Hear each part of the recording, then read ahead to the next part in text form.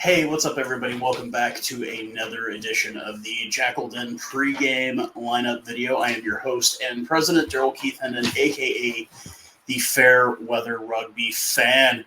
So we're back home. It's been almost a month that the boys have been on the road, obviously securing a victory in Atlanta. A bit of heartbreak last weekend, but we won't go into that too much as we have to look forward to the NOLA Gold making their first trip to Choctaw Stadium since the preseason. For any of us who were out at that game, obviously a very odd game, didn't count for anything, and didn't really play a complete game. Kind of played a first half, and then kind of just played a couple of mini games in the second half.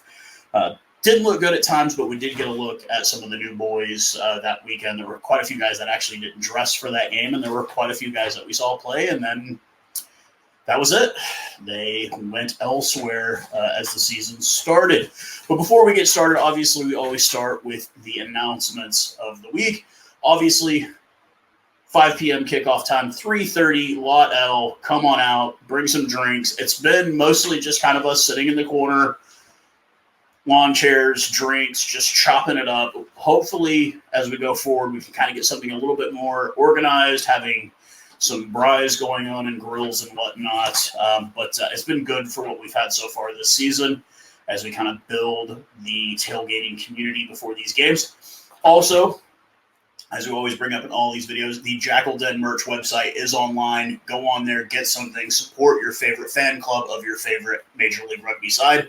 And those scarves, very, very plush, very, very nice. $15. Reach out to Rick Collins. He will give you all the details, and we will ship. I don't know about internationally yet, but I do have the ability to ship nationwide at a nominal cost for those. But let's go ahead and get into these lineups. There's some returning guys for the Jackals and some quiet changes. Now, I've had some people ask me, hey, you guys are putting out the lineup sometimes before the team does. And for the most part, we've been fairly spot on. Obviously, this week there were quite a few changes. And people have asked, hey, Keith, hey, Daryl Keith, how are you guys getting the lineups? And I thought I would show you guys. I have an iPhone, obviously, because I use an iPhone. But if you get iPhone or Android, there is the Major League Rugby app, which I will show you thusly on my dirty screen there.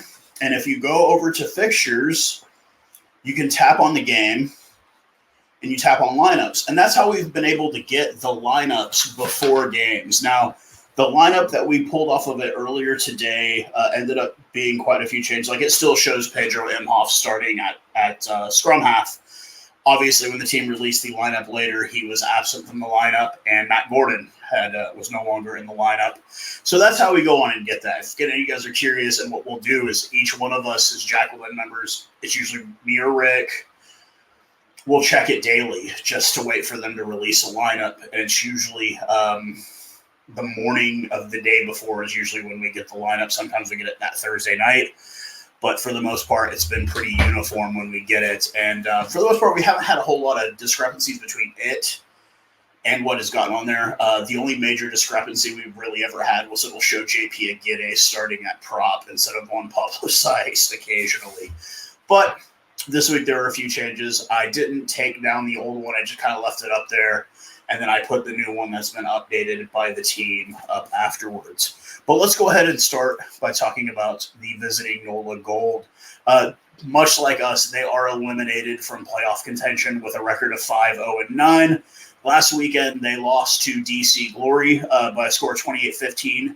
DC lost big time to Houston. So Houston solidifying that third and final spot in the West, and DC at second place still waiting for that third team in the East. They are coached by former Samoan international, the New Zealand-born Kane Thompson. He put in quite a bit of time with the Highlanders and Chiefs, Highlanders and Chiefs with Super Rugby there. The weather, it's going to be a scorcher, guys. Partly cloudy with a temperature of 34 degrees Celsius. That would be 93 Fahrenheit for you Fahrenheit users. It's going to be a hot one. Now, there is the chance of storms tomorrow, and if they did have to push the start time back, I'm sure they would let us know, hopefully in advance, and we will keep you up to date with that one. So let's go ahead and get to this 23-man squad for the visiting NOLA Gold. The front row will consist of USA Eagle Matt Hunt, Canadian International Eric Howard will be starting at hooker, and Doc Irie, a U.S. Navy veteran who also apparently went by the Burrito Man.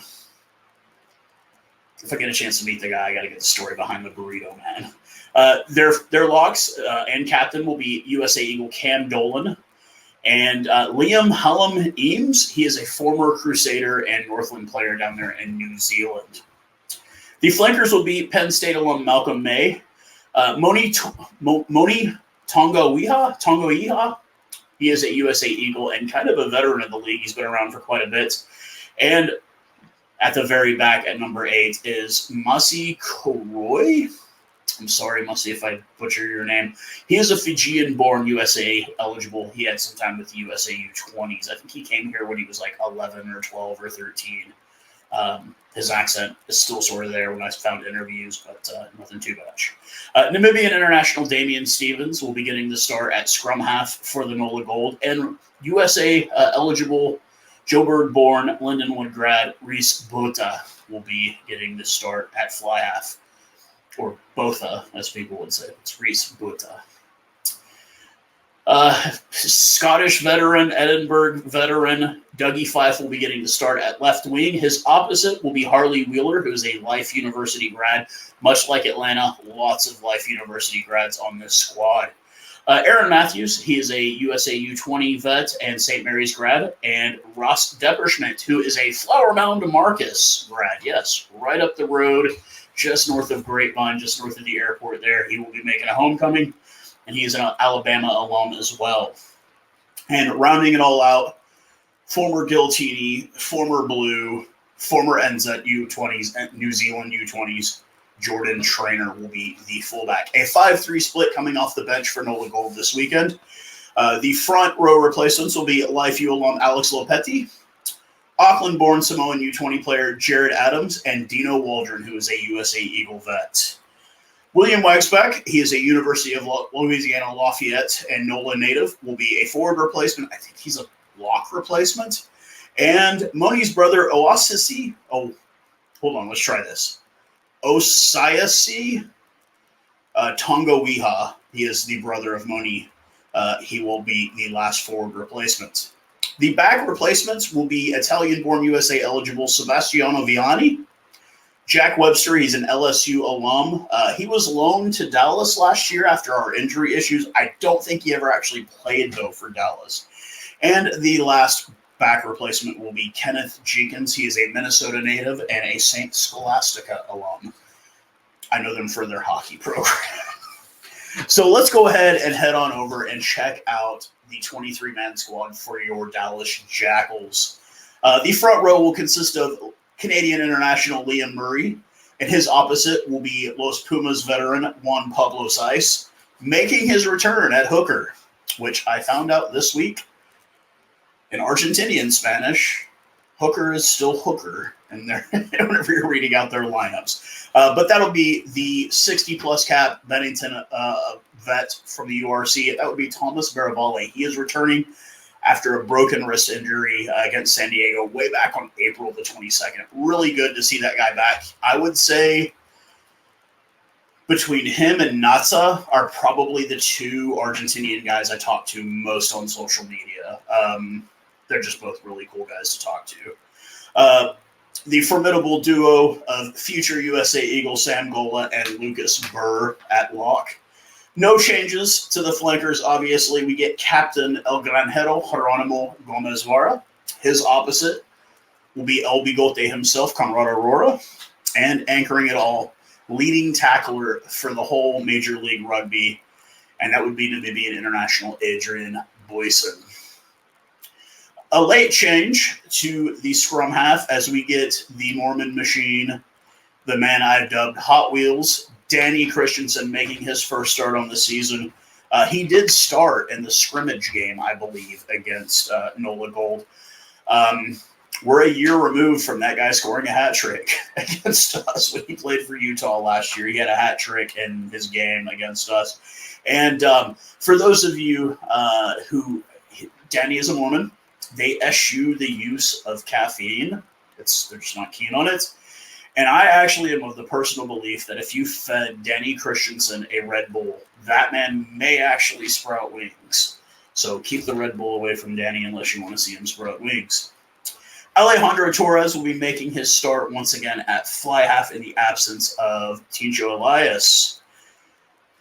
Reigning man of the match, Jackal Den man of the match, Louis Satama will be starting at left wing. He will obviously have his hands full. And Campbell Johnstone, the former Colorado Raptor, will be at right wing.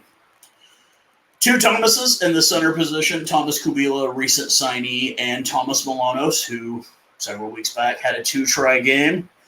And Marcos Moroni will be flankering it all at fullback. Once again, a 5-3 split coming off the bench. From the Boogie Down Bronx, Alex Tucci, the veteran now of Major League Rugby. The kid from Beantown, Connor Robinson, and Logan himself, Kyle Steeves, the Canadian international. These are your front row replacements. The Fijian Godzilla, as he was called, Michael Ellie, and I have not gotten his last name yet, but Big Mike, the Fijian tall man, will be a replacement for the forwards, with University of West Virginia alum Cam Nelson rounding out the forward replacements. The back replacements, and switch of Hot Wheels, we get the USO from Arizona, James Viafale, USA eligible Argentinian-born JP Aguirre, and USA Falcon, Jason Tidwell. If you go back to that original scrimmage game, Jason Tidwell was a guy that was on both me and Rick's hot list. When he came into the game, he changed the dynamic. He is a dynamic threat at wing, very, very fast, and it's just a matter of time that kid's going to go far in this sport. So let's go ahead and talk about this. This is two teams, neither are qualified for the playoffs. Two teams really playing for nothing except maybe some good momentum going into the postseason as we round out this campaign this year. And it's really anybody's game. I think the big thing I want to concentrate on is the matchup at scrum half. Danny Christensen and Damian Stevens. Damian Stevens has been dynamic at times at scrum half, obviously the Namibian international. Danny Christensen, a guy that I thought was much younger than he is. I thought Danny was in his early 20s. He's actually in his early 30s. But when Danny is on the field, you notice the pace of the game changes. He's a lot more, I'd say, spry. He's in the back of the rucks. He's always the guy that's in the mix. And you see it. He's trying to make things happen. Most of the time when he's come into games, obviously we've been losing or we've been winning, and he's just trying to keep it going. And I think that the difference between him and Natsa and Pedro Imhoff is he's a little bit more of that open style, that free flow. Like, he doesn't always just offload it to the same guy. There's times where he picks up the ball and just runs.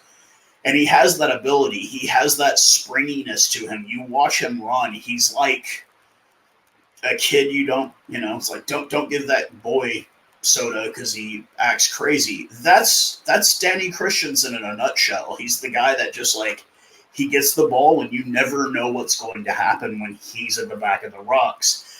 Now, obviously, is he going to be able to do that for the full 80? We don't know. I'm of the personal belief that yes, he can. He is in amazing shape for being 33 years old. He is in amazing shape. So is Pedro Imhoff. So are all our scrum halves. But there's just something different about Danny Christensen, and I think that's going to be the real game changer. And then also having a guy like Michael Lilly, Big Mike, coming off the bench. We've seen early in the season when he came off the bench, he was a difference maker. He's a big guy, 6'4", 6'5", and I mean, just solid muscle. Just celebrated a birthday in the last couple of weeks. Happy birthday to the young man. And I think having him come off the bench will provide a bit of reserve, even if we just bring him in at flanker. Because I think our locks are fine. Our locks seem to be able to do the full 80 minutes. I mean, Sam Gola is a in-shape young man. And I think having him come off the bench, it's going to provide that extra kind of push that we need in our flankers and our forwards, and having a guy like Danny Christensen out there early to really just take advantage early. If there's mistakes being made, buy NOLA Gold early, Danny's going to pounce on him. We're going to pounce on him. And it's good to have a guy like that. And hopefully he gets out there and he proves that, hey, maybe I should have been starting a bit more this year, guys. Maybe he proves everyone wrong. I hope so. Like I said, that's the matchup of the game, in my opinion, will be Damian Stevens and Danny Christensen. So I am predicting a Jackals win.